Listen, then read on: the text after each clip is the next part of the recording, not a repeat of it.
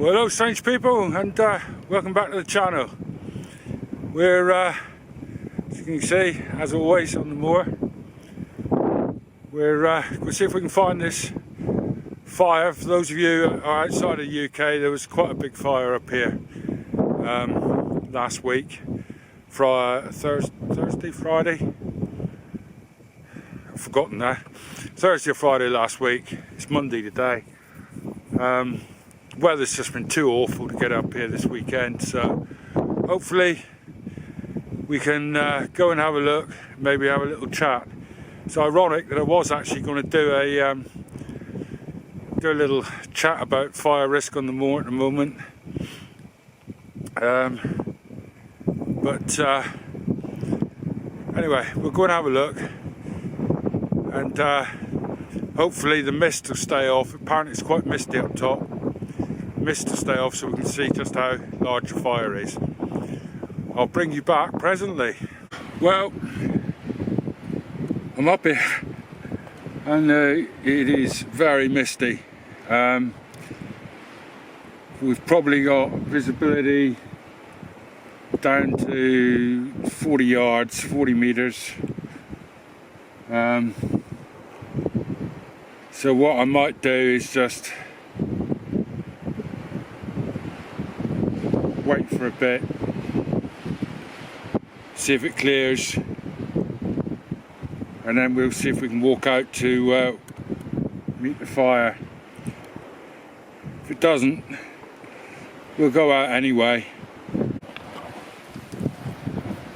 A few people asked me why or how the moor caught fire and how it was burning so fiercely. How it caught fire, I have no idea. It could have been, well, I'm not even going to say what it could have been.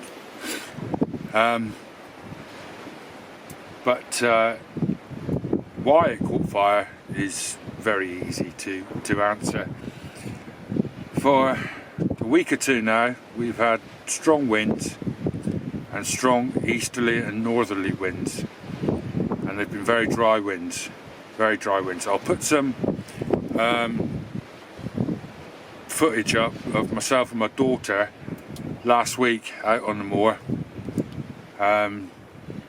We were going to go and have a look at a well, but we got beaten by time. The landscape we were travelling over was very difficult terrain. We got beaten by time, and the cold was incredible. It was only -3, but the wind chill, whoa, really ate into you. So the reason why it burnt is because we have a grass up here called Molinia grass, and it dies off in the winter, and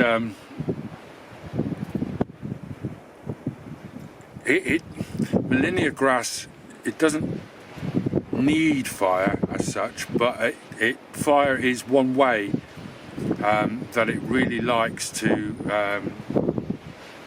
or really helps with it. It is designed to burn. So when it's dry up here, like we've had the east wind, north wind, drying everything out, it's made it tinder dry, absolutely tinder dry. There is a video, I've got a video up somewhere I made a couple of years ago where I just got a little bit of this Molinia grass, put it into a bowl, and one spark, and woof, it went up. It burns very, very, very easily.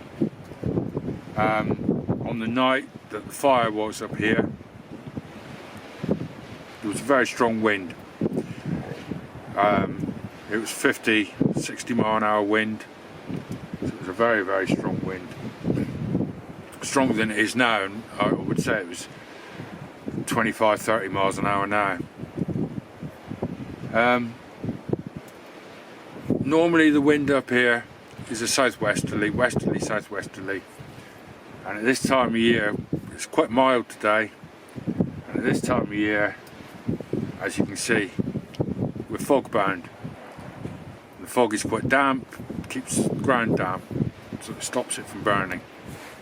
Oh no, water dripping on the camera now. I'm underneath a big rock. Every now and again a drop comes down. So let's level you up a little bit. Perfect. So yes, the Molinia grass really does love the dry and fire. And so, as I say, it only needs a spark. It could have been just a cigarette end, but I'm not going to go down that road. So it only needs a spark and it's gone. So, and you'll find Molinia grass on the moorlands all over the UK, probably Ireland as well. I've been to Ireland, but I can't remember. But it's certainly all over the UK. Certainly in Scotland, the peaks will have it, the lakes will have it. Be really careful with your camping stoves, people. Really careful. If we've had a dry period, please just, I cannot, say it enough.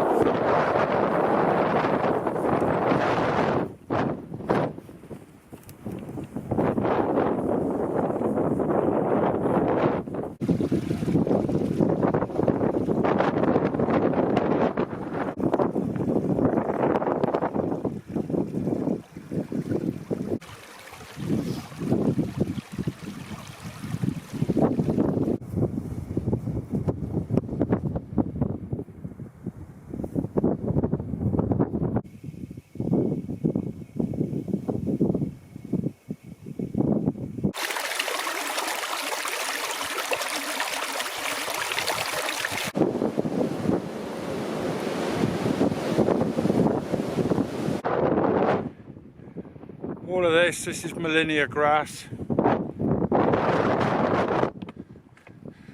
So as you can see, it's quite long.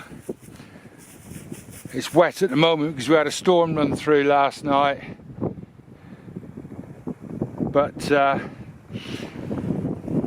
know the moor is very wet and people wonder how it burns. But this, as I say, it's quite long. This becomes paper dry in the wind, and as you can see, it breaks off very easily. Once it starts to burn, this literally flies through the air and catches the next bit of light.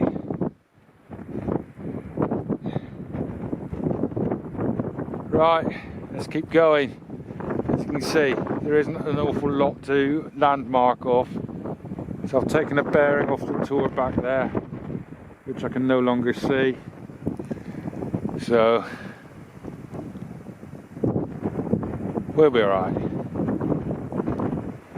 Onward, as they say in the Peak District. Well, the mist is beginning to rise, and I'm guessing that from over there and all the way across there looks black. So we're not far off now, I don't think.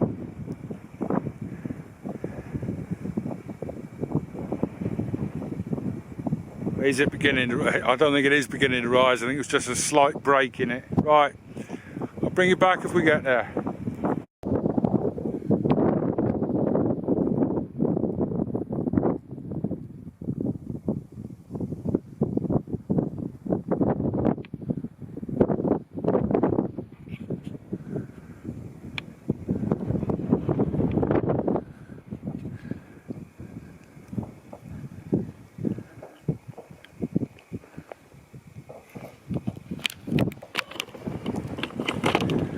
So we made it.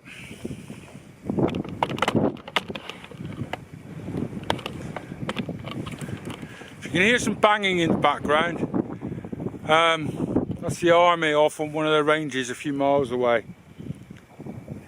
shooting at targets. Well, I hope it's targets.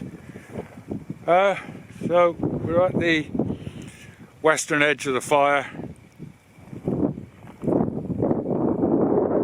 seemed to go on for quite some distance. Looks as though it stopped here, partially because of the stream.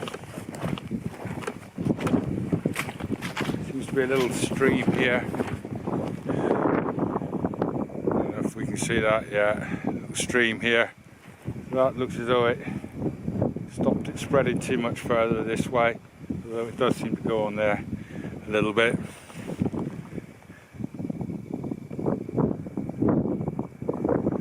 A couple of months, you'll never know it was here.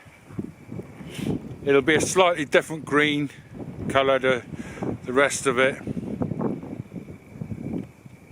but it won't take long. Won't take long to heal.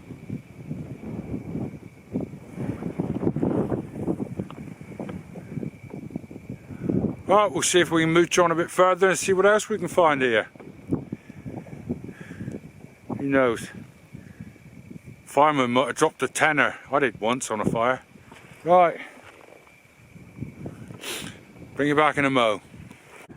Well, this looks like it was the main area for the fire. Black as far as I can see that way. And all the way across there. There, black. So,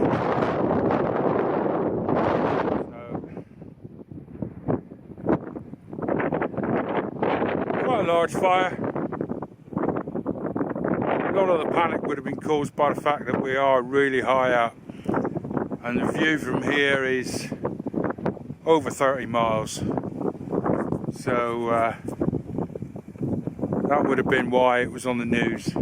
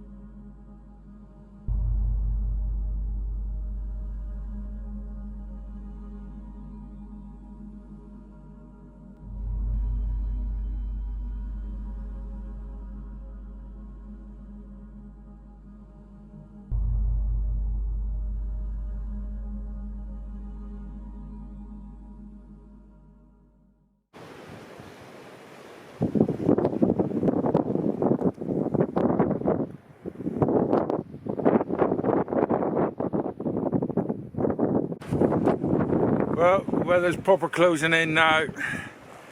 Just stopped here, had a brew.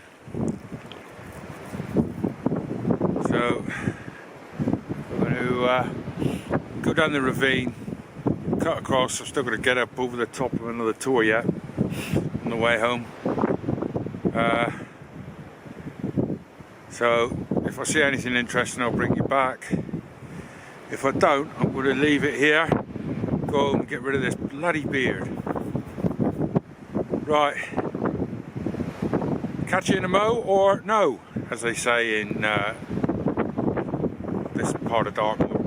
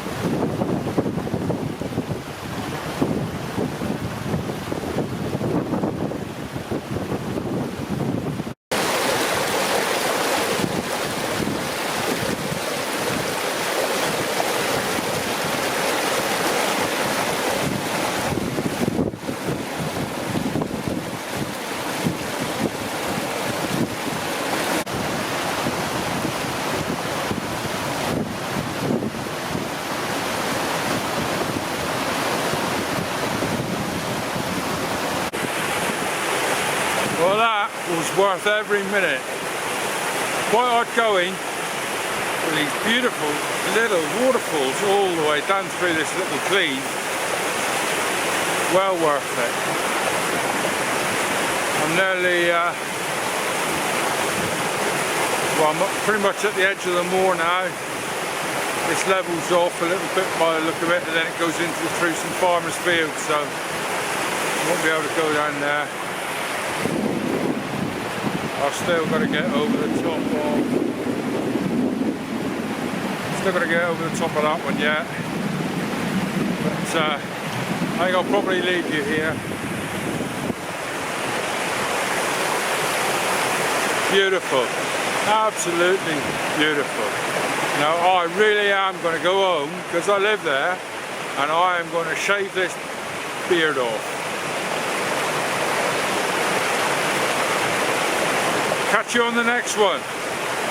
Thanks for making it this far.